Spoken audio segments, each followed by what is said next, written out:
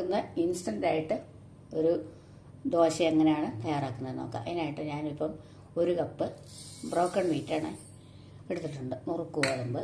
ഇത് നമുക്ക് നന്നായിട്ട് പൊടിച്ചെടുക്കാം. ഇതുപോലെ നന്നായിട്ട് പൊടിച്ചെടുത്തിട്ടുണ്ട്. ഇത് നമുക്കൊരു ബൗളിലേക്ക് മാറ്റി വയ്ക്കാം. ഇനി ഇതിലേക്ക് നമുക്ക് നുറുക്ക് ഗോതമ്പ് എടുത്ത അതേ കപ്പിൽ 1 കപ്പ് ഗോതമ്പ് പൊടി ചേർത്ത് കൊടുക്കുക. അരിപ്പൊടി ചേർക്കാം. സാധാരണ അരിപ്പൊടിയാണ്, അത് അതിൻ്റെ കൂടെ നമുക്ക് ചേർത്ത് കൊടുക്കാം. ഇതിലേക്ക് ആവശ്യമുള്ള ഉപ്പ് ചേർത്ത് കൊടുക്കാം.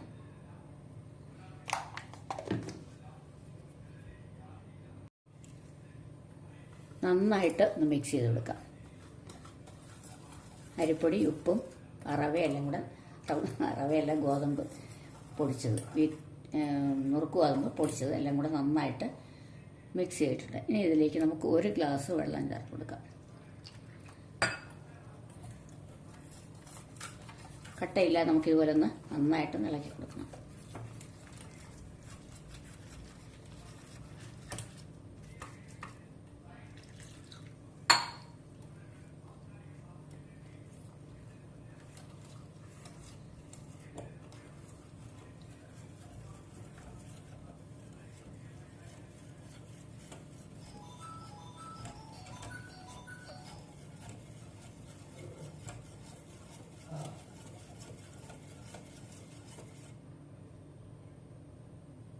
നന്നായിട്ട് ഇളക്കി കൊടുത്തിട്ടുണ്ട്. ഇതിലേക്ക് നമുക്ക് ഒരു 2 കപ്പ്, അതായത് ഒരു 3/4 ഗ്ലാസ് വെള്ളം കൂടെ ചേർക്കാം. നല്ല മോരും വെള്ളം പോലെയുള്ള ആ പാകത്തിൽ നമുക്ക് ലൂസായിട്ട് ഇളക്കിയെടുക്കണം.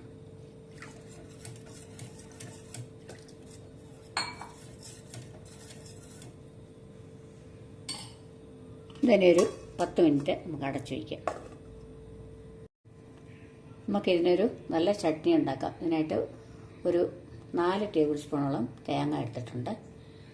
അതിലേക്ക് 2 വെളുത്തുള്ളി ചേർക്കാം. ഉപ്പ് ആവശ്യത്തിന് ചേർത്തിട്ടുണ്ട്. മുളക് പൊടി. വളരെ പെട്ടെന്ന് തയ്യാറാക്കാവുന്ന ഒരു ചട്നിയാണ്. അപ്പം മുളക് പൊടി, ഉപ്പ്, ഉള്ളി ഇതെല്ലാം ഇട്ടിട്ടുണ്ട്. ഇതിലേക്ക് ഒരു 1.5 ടേബിൾ സ്പൂണോളം ചട്നി കടല കൂടെ ചേർത്ത് കൊടുക്കാം. അതിനുശേഷം കുറച്ച് വെള്ളം ഒഴിച്ച് നന്നായിട്ട് നരച്ചെടുക്കാം.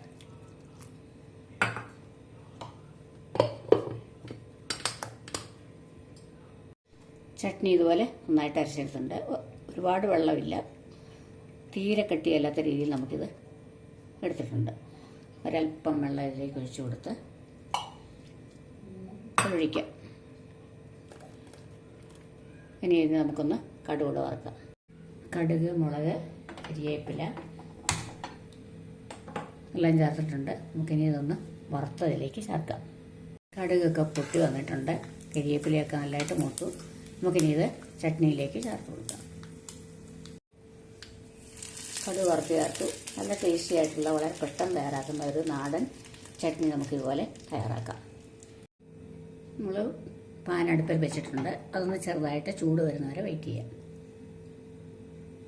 അതിനുശേഷം നമ്മൾ അരച്ച് വെച്ചിരിക്കുന്ന മാവ് നന്നായിട്ട് മിക്സ് ചെയ്യണം. ഇതുപോലെ ഇരിക്കണം മാവ്. ഇത് അടികൂട്ടി ഓരോ ദോശ ഒഴിക്കുമ്പോഴും നമ്മൾ ഇതുപോലെ തന്നെ ഇളക്കി കൊടുക്കണം.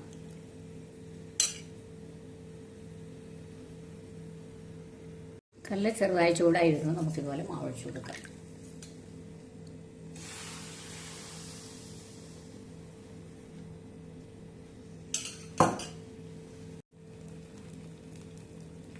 അതിൻ്റെ മുകൾ ഭാഗമൊക്കെ ഡ്രൈ ആയി വരുമ്പോൾ അല്പം നെയ്യും എണ്ണയും കൂടെ മിക്സ് ചെയ്ത് തൂത്ത് കൊടുക്കാം. മീഡിയം ഫ്ലെയിമിൽ വെച്ചാൽ മതിയാവും.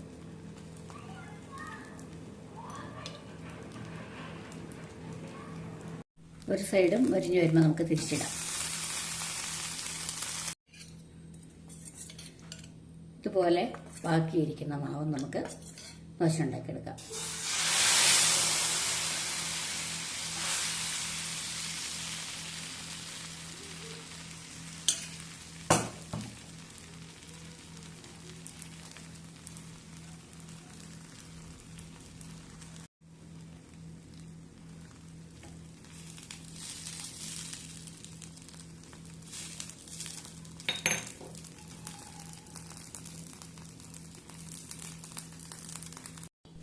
ഒരു സൈഡ് മുരിഞ്ഞ് വന്നിട്ടുണ്ട്. നമുക്കിത് തന്നെയൊന്ന് തിരിച്ചിടാം.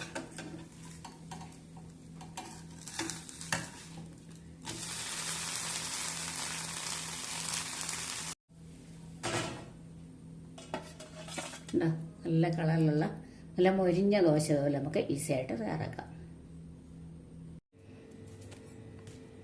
നല്ല ക്രിസ്പി ആയിട്ടുള്ള നല്ല ദോശ ഇതുപോലെ നമുക്ക് തയ്യാറാക്കാം. അപ്പോൾ ഇതിൻ്റെ കൂടെയുള്ള ചട്നി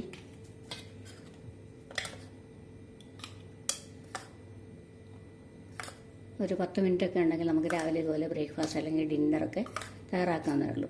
അപ്പോൾ വീഡിയോ ഇഷ്ടമായാൽ ലൈക്ക് ചെയ്യാനും ഷെയർ ചെയ്യാനും സബ്സ്ക്രൈബ് ചെയ്യാനൊന്നും മറക്കരുത്. അതുപോലെ തന്നെ ഹൈപ്പ് ചെയ്യണം.